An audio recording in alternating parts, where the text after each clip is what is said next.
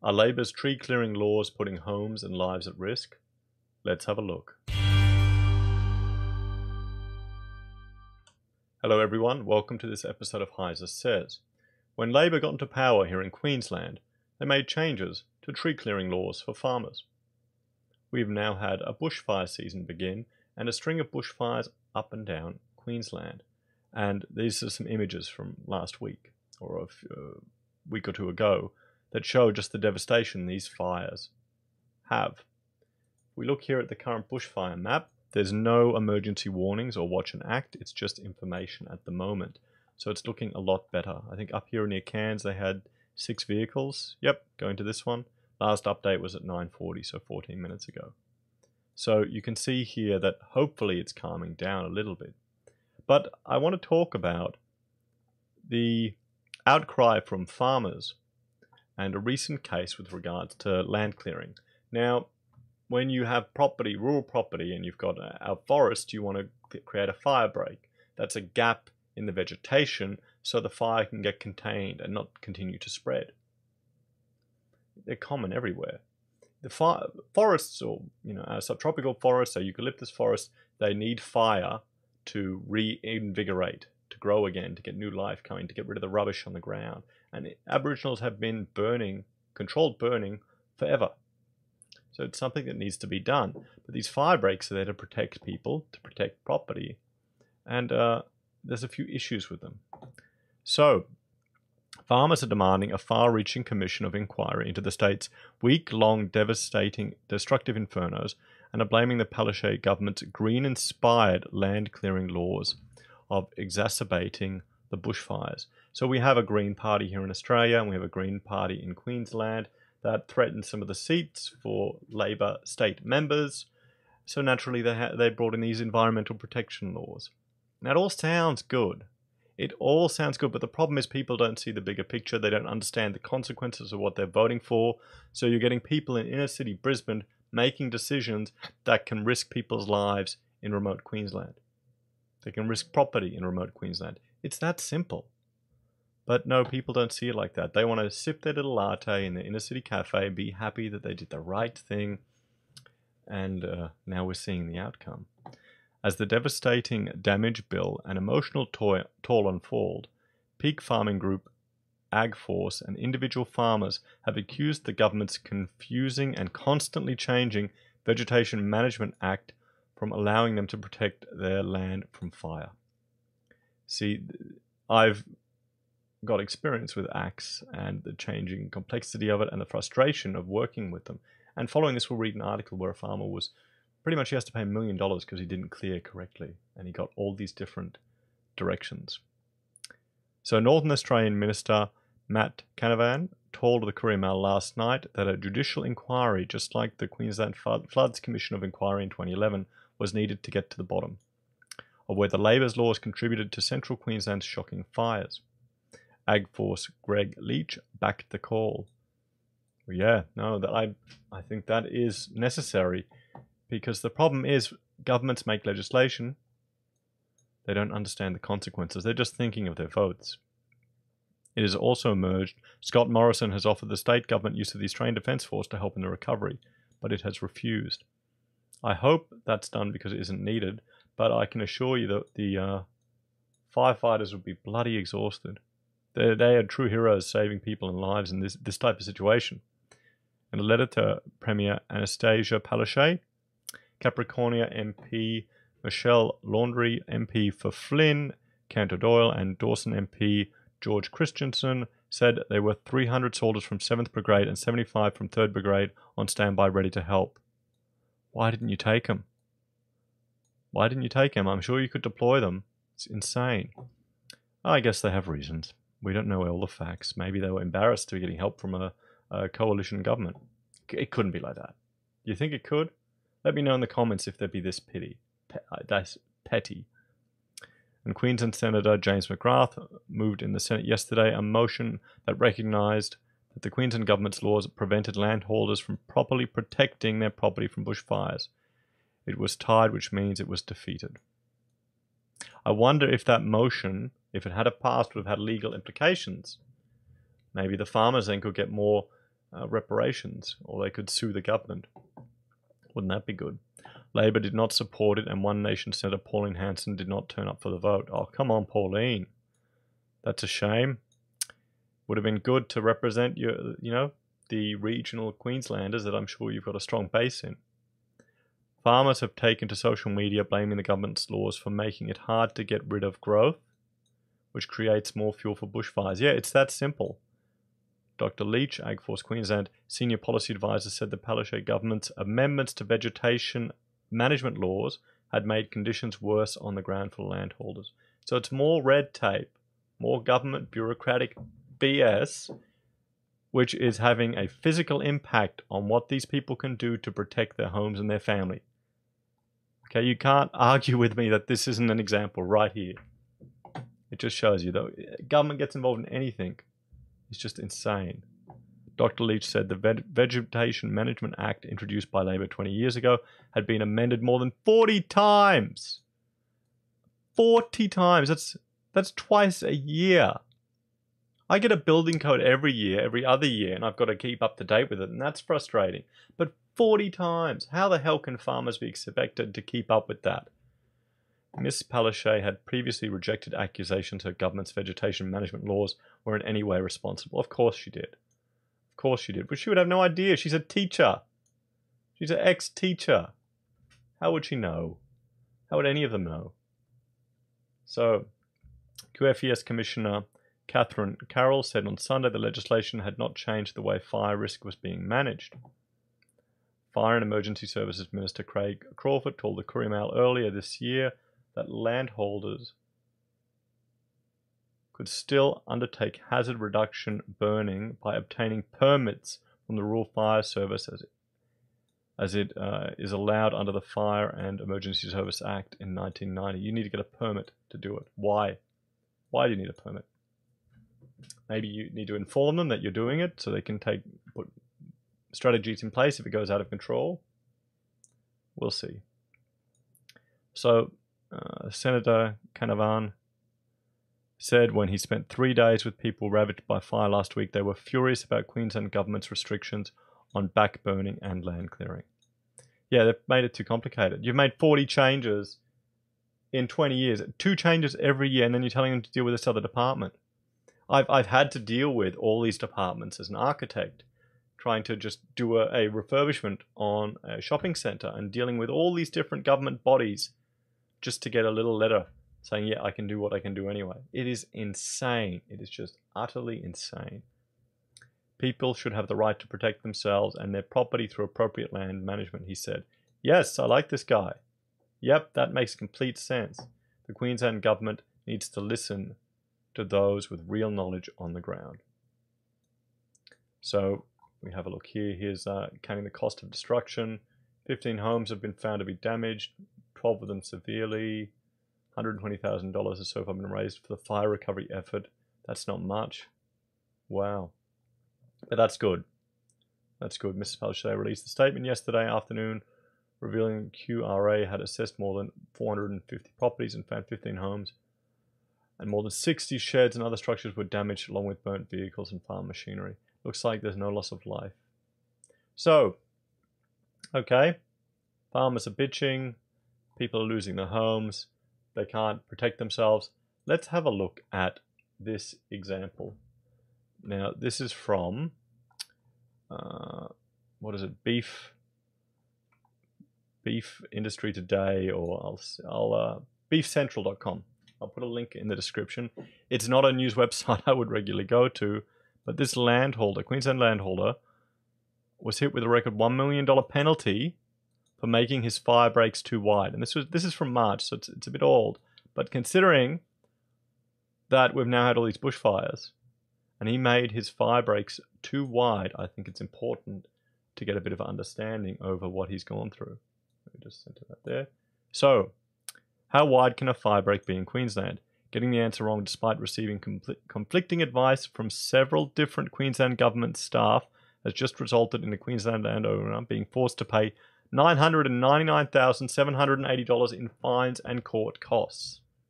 So he's received advice from government representatives, conflicting advice, followed that advice, Now he's out $1 million. Because he made it too big. He cleared a few trees in the middle of Queensland. You know, maybe it should have only been this big. You know, oh no, he lost that tree. Is that worth $1 million? Is it? That's insane.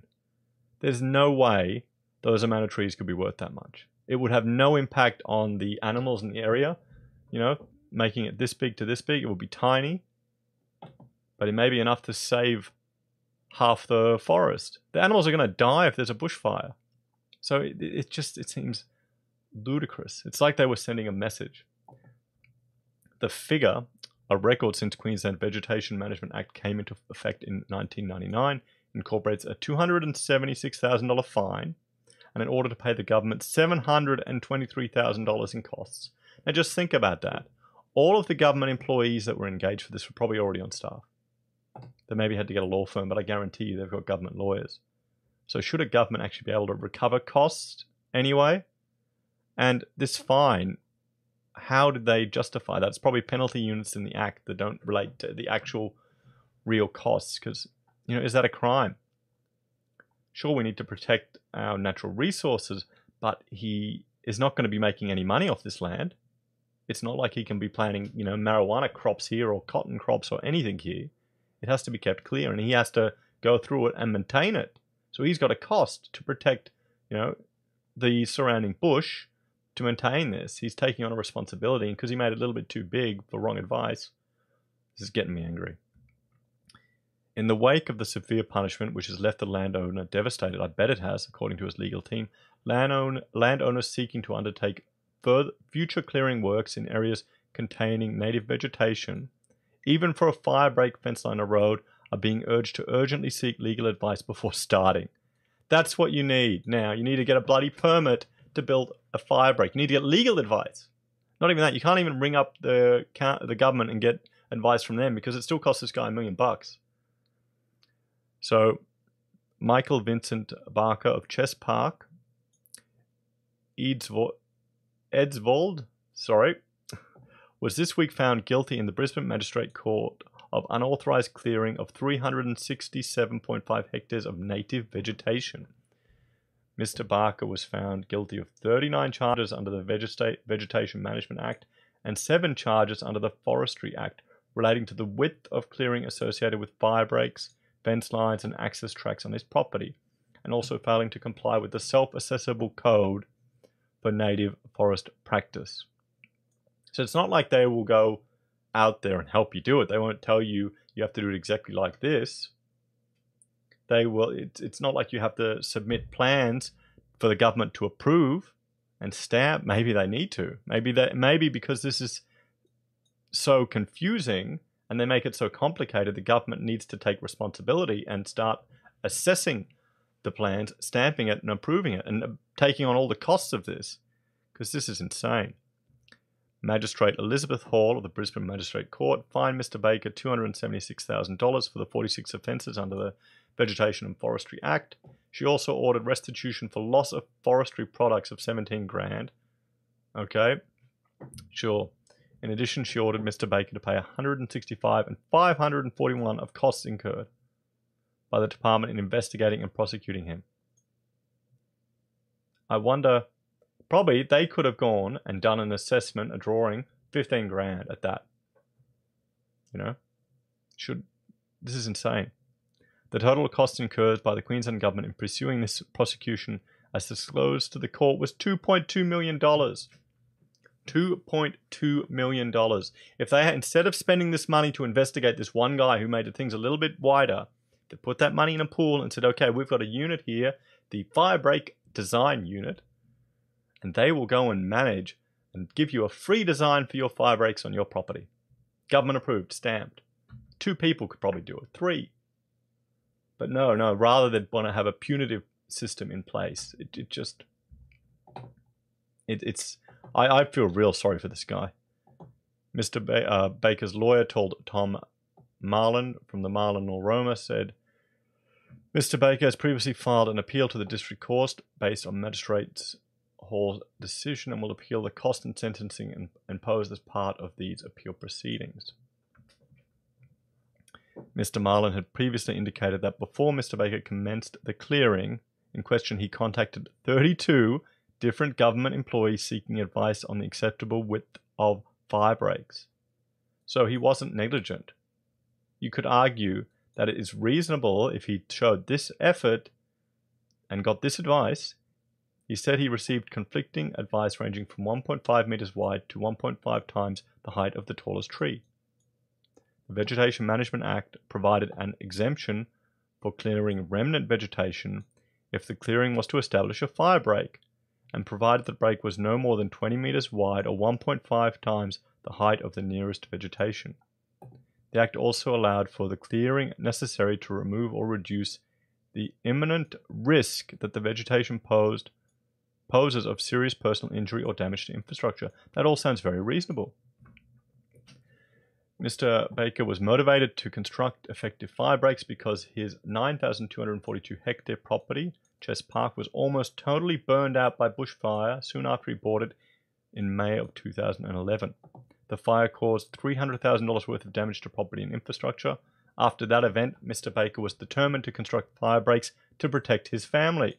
Yeah, good work, mate. Property and livestock from future fires. He said Mr. Baker applied the advice of 1.5 times the tallest tree in determining the width of his fire breaks. Narrower fire breaks would provide no protection if the burning trees fell across the break and continued the fire on the other side. Yeah. Well, you know, some of these fires can be insane and the fire actually can go under the ground and the roots and appear everywhere, but that seems a completely reasonable approach to take. With trees measuring between 18 and 32 meters, an average of 25 meters was applied, resulting in a fire break widths of 40 meters. Okay, that seems completely reasonable. Let me know in the comments. Do you think this is incorrect? Makes sense. Mr. Baker advised the department of his plan and his intention to commence the work. However, some 2 years after the work began, he was advised by the department that his breaks were too wide and legal action followed. So he advised them, and I bet you they didn't look at it for 2 years. The result was Magistrate Hall's decision in the Brisbane Magistrates Court this week. This is the full media statement. So a Queensland landowner has been required to pay nearly $1 million for illegally clearing native remnant vegetation at his property. North Burnett region. Department of Natural Resources and Mines Director General James Purtill said Michael Vincent Baker had been found guilty of a total of 46 offences. Okay, so this is just repeating what we've got in the article. So, does this seem fair to you guys? Does this seem... You'd hope he'd be able to have argued that he took all reasonable care. He applied duty of care, he contacted the appropriate authorities, he put a strategy in place, he informed those responsible for that strategy, and he did not receive any instruction to not proceed with it.